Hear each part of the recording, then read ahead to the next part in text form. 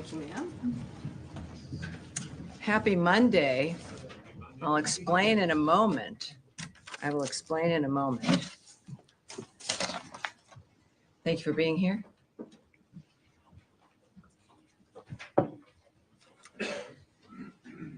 It's a Monday, and I will be a little short today as the president is beginning some signings at the White House and the Oval Office. We don't want to conflict, so forgive me in that regard. But I do have a few announcements for you here, and we'll start. President Trump and Secretary of State Marco Rubio continue to deliver on this administration's vision of peace through strength, resolute diplomacy backed by principled leadership. On June 27th, Secretary Rubio, Undersecretary Allison Hooker, and Senior Advisor Masad Boulos hosted the ministerial signing of a landmark peace agreement between the Democratic Republic of the Congo and the Republic of Rwanda. The agreement marks a historic milestone for the Great Lakes region, bringing an end to a 30-year war. The United States, in coordination with the African Union, Qatar, and Togo, will continue supporting full implementation of this comprehensive peace deal to pave the way for mutual prosperity. Tomorrow, Secretary Rubio will welcome his Quad counterparts from Australia, India, and Japan to Washington to reaffirm our shared commitment to a free and open Indo-Pacific. This ministerial reinforces our joint resolve to defend sovereignty, strengthen regional maritime security, and build resilient supply chains. And as you may know, today, President Trump will issue a new executive order lifting U.S. sanctions on Syria, reaffirming his belief that the Syrian people deserve a future of safety and prosperity. This policy reflects the president's conviction that American leadership can unlock new paths to regional stability. Finally, the department's Middle East Task Force ended its activities on Friday, June 27th. U.S. embassies and consulates throughout the region are open and providing routine and emergency consular services. The department also continues to share information and updates with U.S. citizens affected by the conflict. As of today, we have sent nearly 100 security alerts since the onset of the crisis. Additionally, a total of 16 flights departed Israel with over 650 U.S. citizens and lawful permanent residents and their accompanying immediate family members. We are grateful to our partners in the region, particularly Greece, Italy, and Cyprus, for welcoming U.S. citizens on these assisted departure flights, and to our partners in Qatar and around the world. It is a good thing to be able to say that today to you. I now welcome your questions. All right. Yes, Humaira, not that you have anything ever on your mind. Let's do it. Thank you, Tammy. Yes, ma'am. So a couple of questions. One on Israel, actually. I was going to ask about Syria, but I'll get to it later. So Haaretz newspaper last week reported that Israel's military advocate general has ordered an investigation into possible war crimes over allegations that Israeli forces deliberately fired at Palestinian civilians near Gaza aid distribution sites. These are the ones that GHF does, as you know. And then today, Israeli military acknowledged that Palestinian civilians were harmed at these aid distribution centers. So I'm wondering, in light of these assessments, is the administration going to rethink allocating that money to GHF? Well, I think the answer to that certainly is no. What we do expect, and the IDF and Israel have announced that they are, of course, investigating certain incidents. It is a good time for a reminder here that Hamas is responsible for the current situation in Gaza. They, of course, initiated the attacks on October 7th. They continue to refuse to lay down their arms or to free the remaining hostages, including the remains of 2 Americans, and use violence to interfere with aid deliveries to the people of Gaza who are in dire need of food and aid. So in the meantime, I think that we also have to recognize that, of course, this remains a war zone effectively. There are 4 sites working for the GHF. We are coming up to, I think, about 51 million meals distributed. It is certainly not easy. There are efforts in those on the ground who do not want this to be a success, who have made the lives of the people of Gaza miserable for decades now. And this is a key, unlocking a door to a better future. So this is what the president has asked for, which is a new approach for Gaza. There is a demand, understandably, for aid to get in. The GHF is doing that. And as we also, of course, decry loss of life and the violence that it continues. But that's why we do what we do, and we continue to work for a ceasefire as well. Yeah, I understand all that. A quick follow-up on that. I completely understand what you're saying. But does the administration have any concern about this? I mean, these are like Israeli, these are Israeli authorities accepting that Palestinians have been harmed. Perhaps is the administration thinking about talking to GHF for like risk mitigation? Yes, well, I won't get into the details of the conversations that are had. Obviously, that our work there doesn't stop.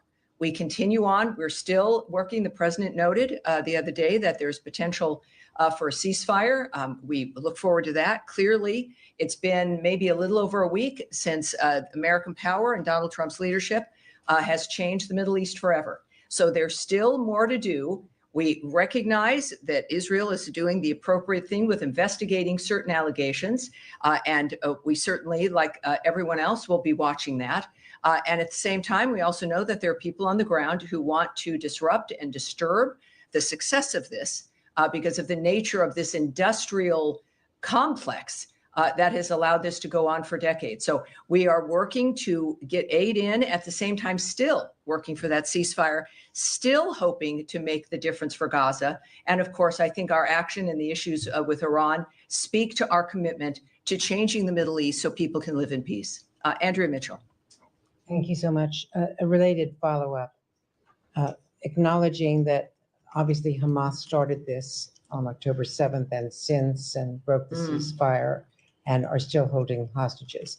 And some of us have not only witnessed the October 7th video, the IDF video, but the subsequent Nova video, which is profoundly disturbing.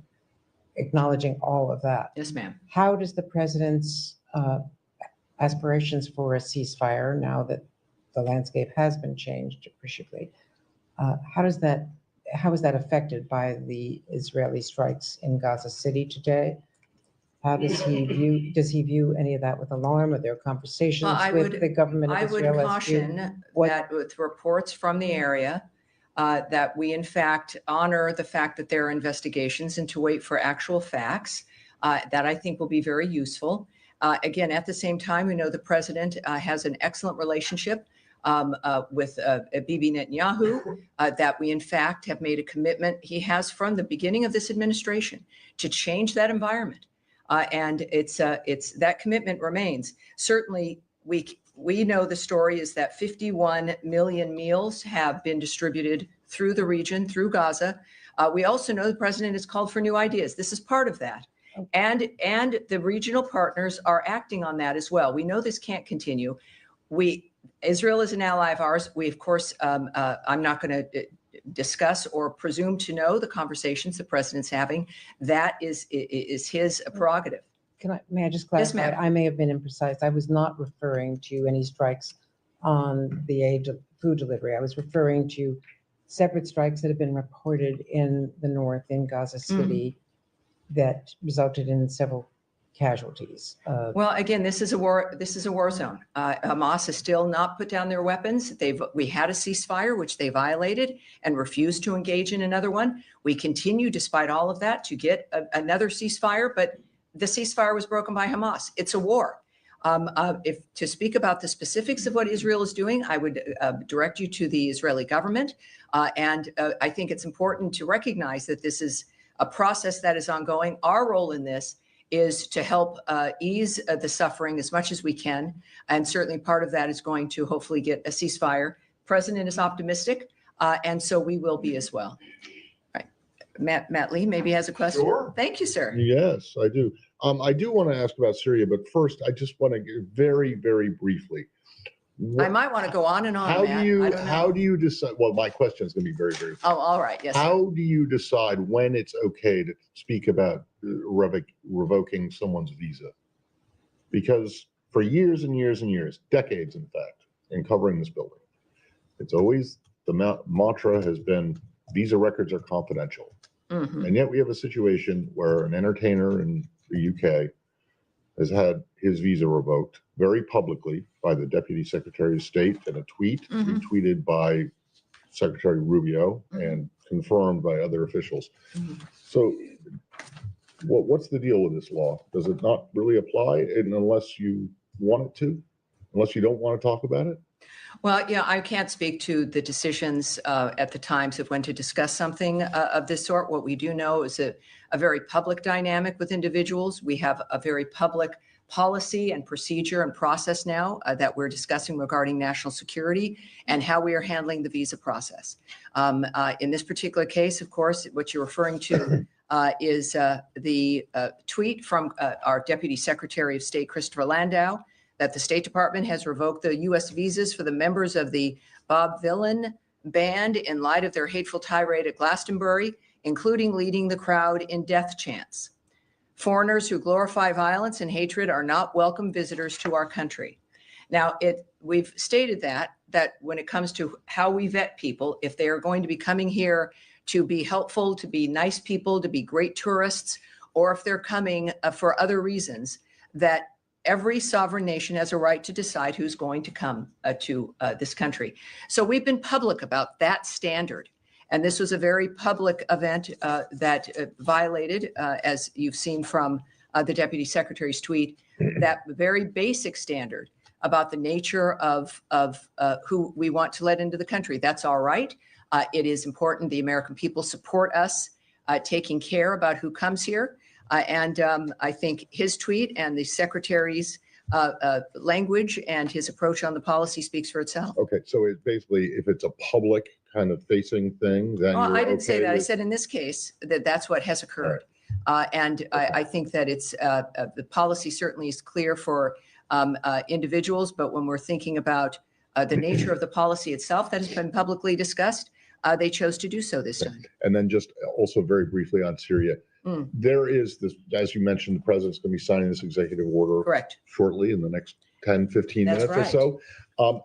Can you give us an idea what the State Department component of the impact of what this will do? What is state? Because I know it's Treasury and Commerce Right. all involved. So what happens at the State Department after this EO is signed? Well, it is sanctions and aspects like that, of course, belong to the Treasury.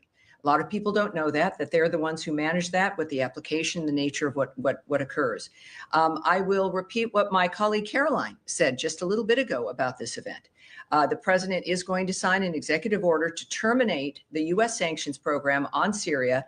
And this is in an effort to promote and support the country's path towards stability and peace. The order will remove sanctions on Syria while maintaining sanctions on the former President Assad, his associates, human rights abusers, drug traffickers, persons linked to chemical weapons activities, ISIS members and their affiliates, and Iranian proxies. Again, this is an action that the president has promised and shocked the world within Saudi Arabia, because when he first announced this plan, he is committed to supporting a Syria that is stable, united, and at peace with itself and its neighbors. So in this particular application, of course, this is about the Treasury. It's about the White House and certainly our special envoy, Ambassador Barrack, and his now application and work getting that country back on its feet. All right, Sean.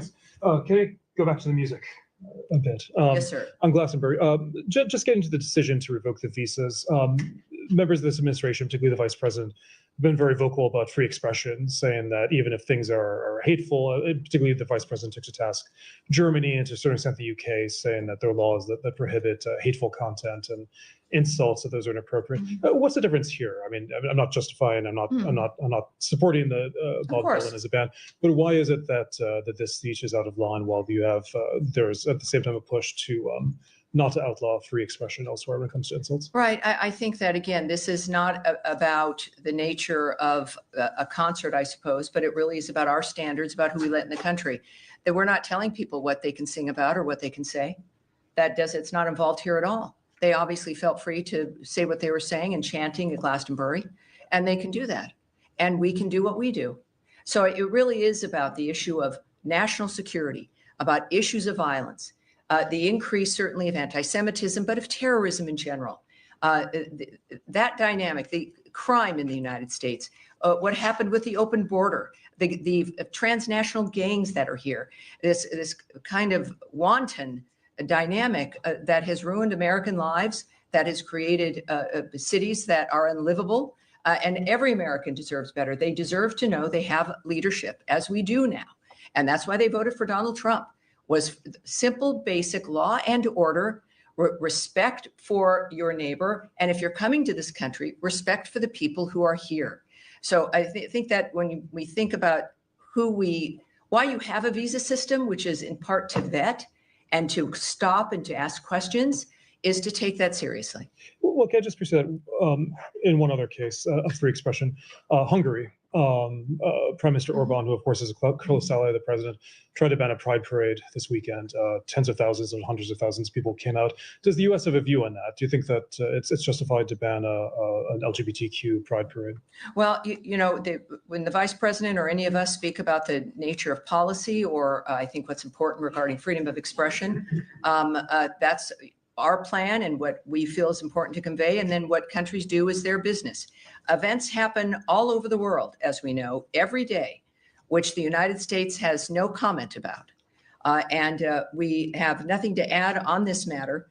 But again, I think it's about what countries do, the choices they make with their nations, and what citizens do and how they respond to that. With respect, I mean, the U.S. did criticize the UK over bans on anti-abortion protesters. Mm-hmm. Is there any contradiction and not? Well, again, I'm not going to speak to individual situations or instances or comments that are made. Again, we have events that happen all the time all over the world, which might be worth commenting on, but we don't comment on all of them, I think, for a very good reason. Yes, sir. On events happening all over the world. In Nigeria recently, more than 200 people were slaughtered earlier this month in a series of attacks on Christian villages by Islamic militants. Some 6,000 were displaced.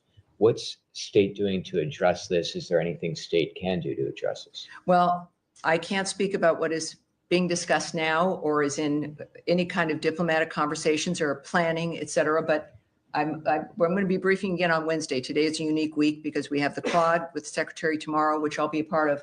So we'll be briefing on Wednesday. Let's take that back and find out where that stands and what our plans are. I'll have that for you. Yes, sir. If I may, Russians are stepping up their air attacks on Ukraine, which happen to be larger than ever before. The president on Friday addressed the Ukraine issue, and he said that Putin, quote unquote, respects our country again. Well, hours after that, Putin unleashed the largest ever air attack on Ukraine. Do you think Russia respects President Trump? I'm sorry, do you think Russia respects President Trump? President Trump says that they respect me, and next thing we see hours after that, they launch the largest. Well, I don't. I've certainly, for obvious reasons, refused to characterize the most powerful man in the world who is saving this country and the world at this time. But I can tell you other things that he has said. Most recently, on the 25th, he said, "I consider him, Putin, a person that's been misguided." I'm very surprised, actually. I thought we would have had that settled, talking about certain issues. He also said, he called the other day, he said, "Can I help you with Iran?"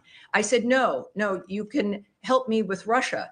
You help me to get a settlement with Russia. And I think we're going to be able to get that done too. And also on Putin's ambitions regarding Ukraine, he said, I know one thing is that he'd like to settle. He'd like to get out of this thing. It's a mess for him. So the president, in negotiating and dealing with some of the worst conflicts, certainly that we've ever had, the carnage that is going on, the president is the one person who's been able to bring everyone to the table, who's willing to talk to everyone, who has the power of the United States at his back and the support of the American people. And I think that he understands, and he has repeated again within the last few days, just his frustration and lack of acceptance at the attacks that have gone on in Ukraine by Russia, and that it has to stop, that there are too many people dying. This remains a key element for his administration. It is a key part of the work that his administration as a whole is doing, is our support for Ukraine and the need for that carnage to stop. For some of us, Tammy covered President's trip last week, and you addressed from the podium his signature achievement, which is 5% of GDP spending, among NATO members. Lavrov today called it catastrophic, and he said that defense spending decision could lead, quote unquote, NATO's collapse. How did you read that? Yes, I'm not going to speak to that, but what we do know is what apparently bothers Russia is the fact that NATO is going to be strongly returning to its original roots of being a deterrent. And that is what NATO's job has been. The advancement of their commitment to defense is remarkable. And not only we of course support NATO completely, and their role is imperative for a safe and stable Europe. And that's the point, being a deterrent. This kind of defense spending helps them achieve that. And of course, it is something that would not have happened without President Trump's encouragement and demand. And so we're excited about that. I'm like, yes, sir, in the back there. Thank you very much. Two quick questions. Some regional sources said this week or next week, the U.S. representative to Syria will meet Mazloum Kobani and Prime Minister Masroor Barzani in Erbil. Can you update us about that? No, I can't speak to any ongoing meetings or meetings that may or may not be coming up. And second question about Iran. Iran's representative to United Nations has said that the conditions are not favorable for negotiation with the United States. What is your response to this statement, and what is your message would you like to send to the Iranian people? Well, to the Iranian people, of course, as we've always been saying, is that every country is in the hands of its own people. When it comes to what Iran's leadership is saying, of what's left of it, the president's words and the president's position is the one that prevails here. It is his guiding hand, and he has been very transparent about his opinion, his desire for Iran to move into the normal order with countries, but also his awareness that, as he has stated, that he continues to be willing to do whatever is necessary to make sure there's peace in the region. And now this is the unusual point because of the president's schedule. It is 30 past the hour. I'm going to wrap it up today, but I will see you again on Wednesday. And you know how to reach me here. I think I've got an email. All right. Thank you, everyone. Have a great day. I appreciate it. Thank you. Thanks for your patience.